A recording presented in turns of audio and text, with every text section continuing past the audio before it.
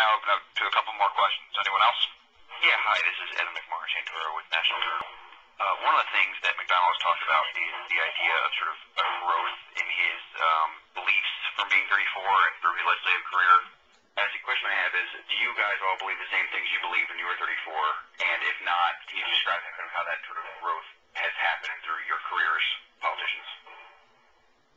Well, I came in the legislature in my late 30s. And how old was I? I came into elected office in my late 30s. I was on the Newport City Council.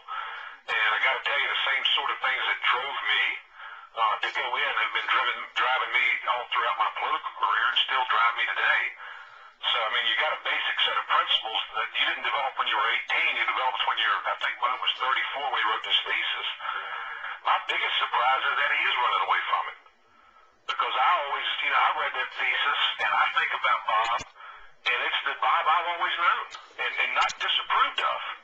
Not necessarily want him for my governor, but my biggest shock is that he is running away from it because I really do think it's who he is, and that's who I've always thought of him. I mean, when we gathered in the Senate and waited for the onslaught of social bills to come over from the House, Bob was always one of the guys that were watching to bring them over. I mean, he was the champion. Mark Early very much the champion during his Senate career. So the biggest surprise out of all this to me was that Bob is trying to move away from that and trying to disavow any of it. Well, this is Rob. I'd like to answer that question there. Yeah, I think in my own life that I have had an evolution to move more to the center where you govern.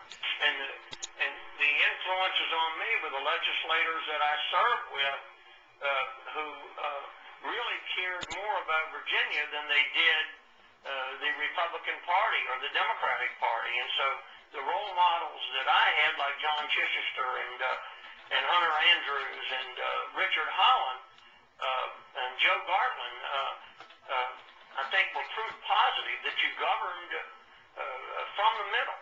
And Bob has never been about governing from the middle. He has very much, and he believes that passionately, and I like him personally, but he would be, without a doubt, a governor who strongly endorses and embraces a right-wing agenda of God, guns, gays, and abortion, and we're liable to set the record of all 50 states of having more abortion legislation be sent down from the governor's office. So if that's the kind of records you want, then that's the kind of records you'll get from him as your governor.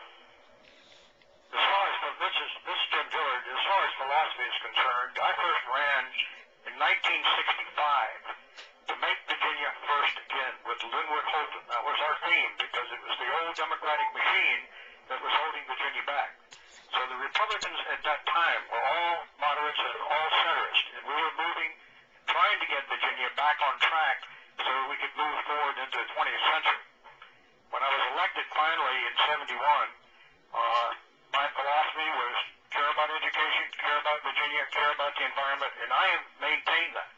So I think some of the kind of philosophy and so forth that you were with stay with you.